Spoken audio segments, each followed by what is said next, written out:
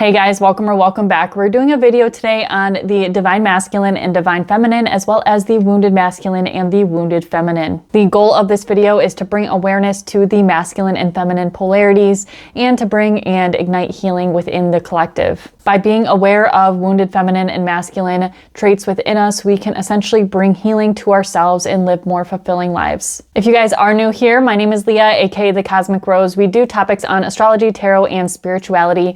If you don't mind hitting the love button, it really does help me out, as well as subscribing so you can stay up to date on the current astrology as well as tarot and other spiritual topics. All right guys, and notice how I mentioned the polarity of masculine and feminine, because that is really important to remember. Masculine and feminine energies are not different. They are just varying in degree via the Hermetic principle of polarity. It is also important to remember that we all have masculine and feminine energies within us, but we do usually have a dominant, more natural polarity that we tend to lean to. Some of us and a lot of us, however, when we're in our wounded masculine or wounded feminine, we tend to lead with the opposite polarity. Not always though. Of course, as with anything, especially because I am an astrologer and a tarot reader, everything depends on context, and you personally have different situations where you may bring out your wounded feminine or you may bring out your wounded masculine in different situations, and it just depends on you. So really use your intuition and use these more as guidelines to generate some awareness and healing. More often than not, though, I do see a wounded feminine that usually leads with their masculine and a wounded masculine that will lead with their feminine. It's just how it works usually, but not always, again. It's also important to remember that we all have different life experiences and we've all been through different things throughout our lives. These wounded masculine and wounded feminine polarities are usually generated and caused in childhood and into adulthood as we have different relationships and different experiences throughout our lives. But there is essentially a focus on childhood because that is when we're developing and our psyche is being imprinted and programmed by our environment. So even if you didn't have, say, trauma in childhood or you didn't have difficulties growing up, so to speak, you still had people around you and you saw different interactions and you saw different relationship dynamics with other people, not only just yourself, but you saw and you observed and you were programmed by everything around you at that time. Of course, as we grow up and we start forming our own connections and relationships with other people, especially in our love and romantic partnerships and in our friendships and our family relationships, those are definitely going to shape your inner masculine and feminine polarity as well. Masculine and feminine energies are essential for pretty much any type of relationship you have, whether if it's just a platonic friendship or if it's a romantic partnership or a family relationship. There has to be some sort of polarity, otherwise you would repel each other. So that is why oftentimes when we go into adulthood, we have discrepancies with our relationships and issues in our relationships, and essentially there's not enough tension. When we have an opposition in astrology, it's a tense aspect. So there has to be a tension between masculine and feminine energy. That is what gives them a synergy. A lot of times we'll see the opposite polarity as an overcompensation. For example, a wounded feminine that is not comfortable receiving will in turn become the provider or the giver in a relationship, whereas a wounded masculine that lacks direction and can't make decisions is going to be more apt to be in their feminine by relaxing and receiving. This doesn't just apply to the idea of relationships with other people though. There also has to be a tension or a polarity within ourselves. If we don't have a polarity within our own masculine and feminine energies or within the masculine and feminine in our relationships, then they are depolarized. And you have to have that polarity for the synergy. Polarity is what creates attraction. This is probably where the term opposites attract came from,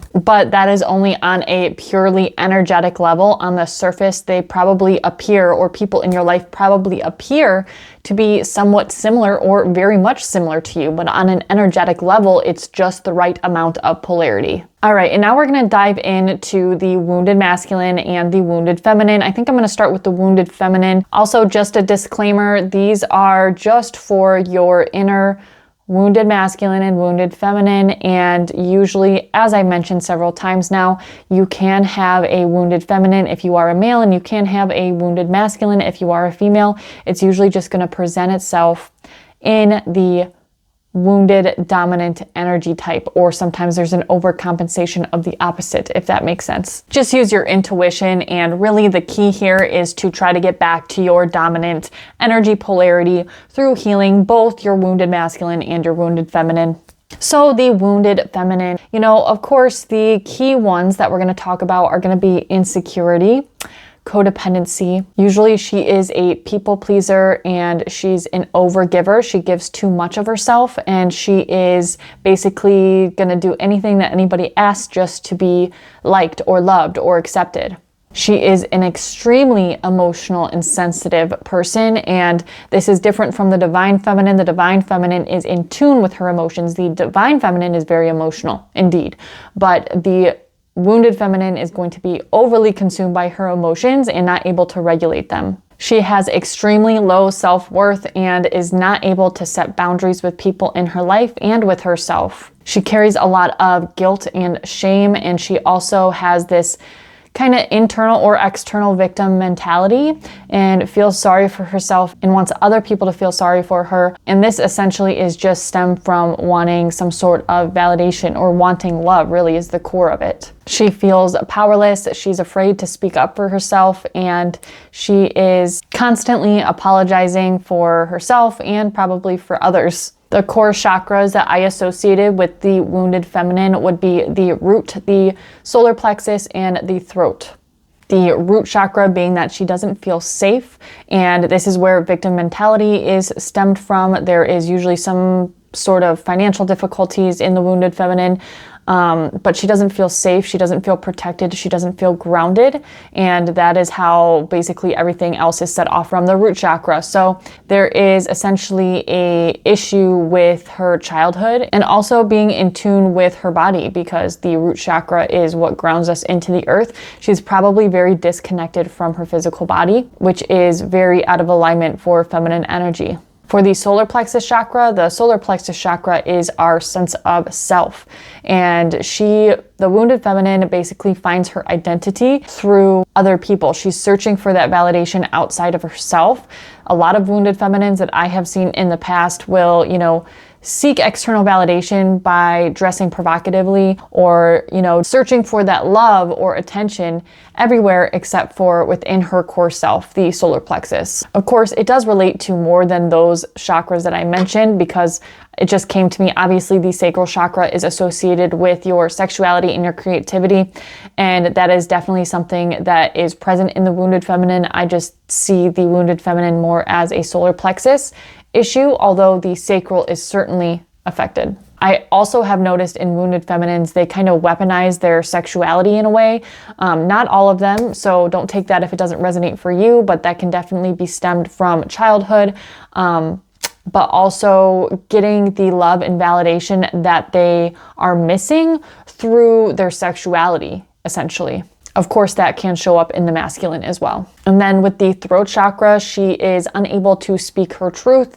And this actually does sort of line up with my video on the witch wound that I did. So if you haven't seen that video, I will link it up top somewhere and down below so you guys can go watch that. But you're afraid to speak your truth, and you're afraid to express what you need and what you want, as well as I've seen a lot of wounded feminines that are, over explaining themselves. So it can really go in either direction, but there is either an overactive or an underactive throat chakra. Now the wounded masculine. Now, some of the typical wounded masculine traits could be controlling, manipulative, aggressive, also closed off from his heart and his emotions. He is indecisive. He lacks direction and purpose. He avoids his responsibilities.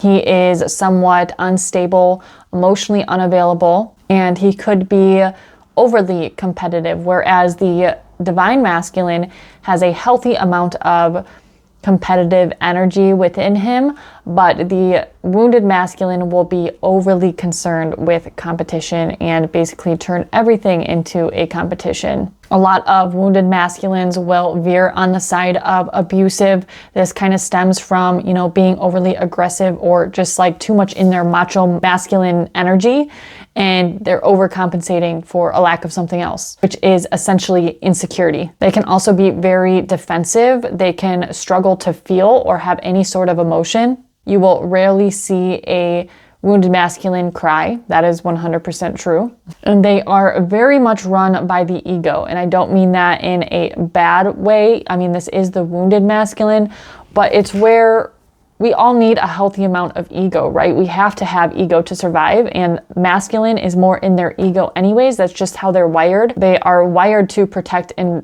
to provide and for survival.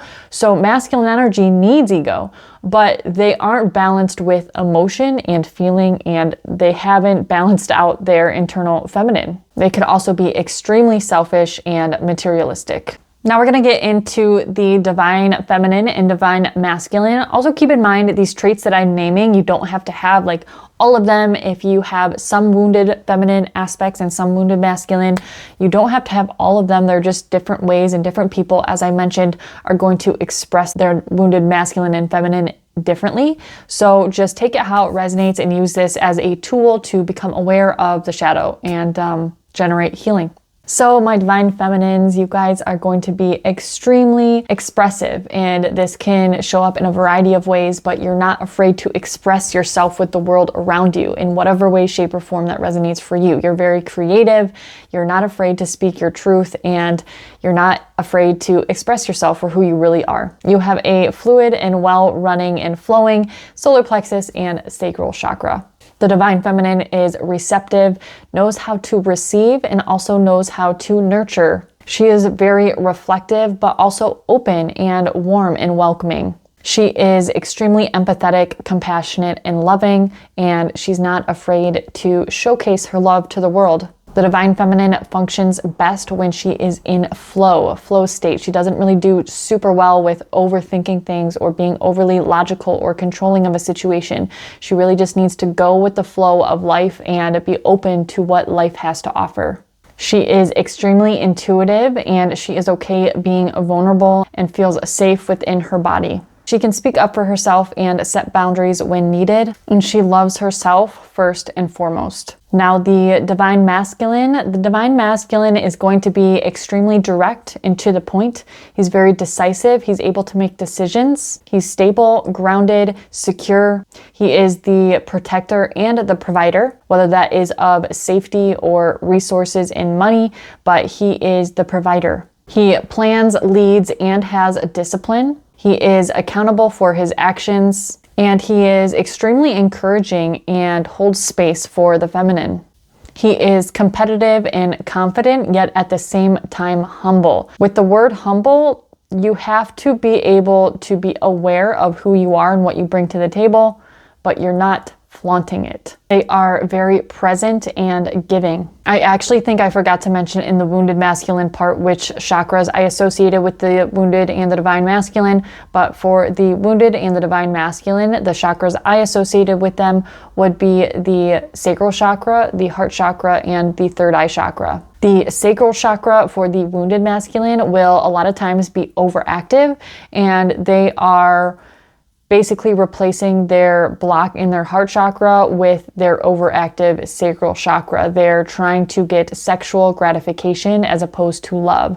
And this is why you see a lot of wounded masculines that are, players, or they're sleeping with lots of different women, and they're not really looking for anything heart-centered. The heart chakra for the wounded masculine is kind of self-explanatory, but their heart chakra will most likely be blocked or moving very slowly. They're not very open or loving, and they don't have the space to hold for the feminine to express her love. They are very reluctant of being vulnerable. They're very reluctant of showing their love and compassion for other people. And like I said, a lot of times this is an overcompensation with the sacral chakra. The third eye chakra for the wounded and the divine masculine, well, the wounded masculine will have issues listening to his intuition. He is very logical minded, which masculine energy does veer on the more logical and practical side of things, but you have to have an integration of both that internal masculine and feminine. They are cut off from their intuition and thinking only with their mind.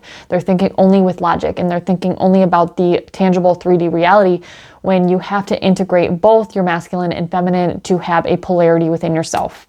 So they're cut off from their intuition. I do think the crown chakra could certainly be affected for the wounded masculine as well, because the crown chakra is what connects you to spirit or source or God.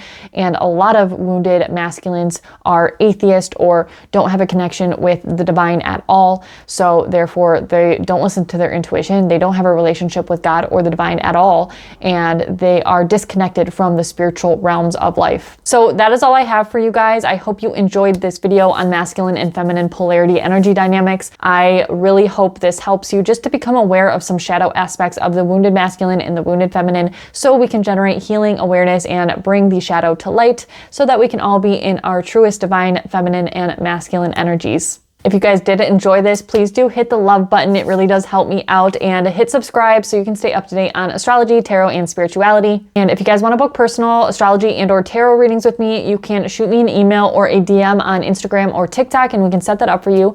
But much love, guys. Thank you so much for being here. I will see you on the next one. Bye.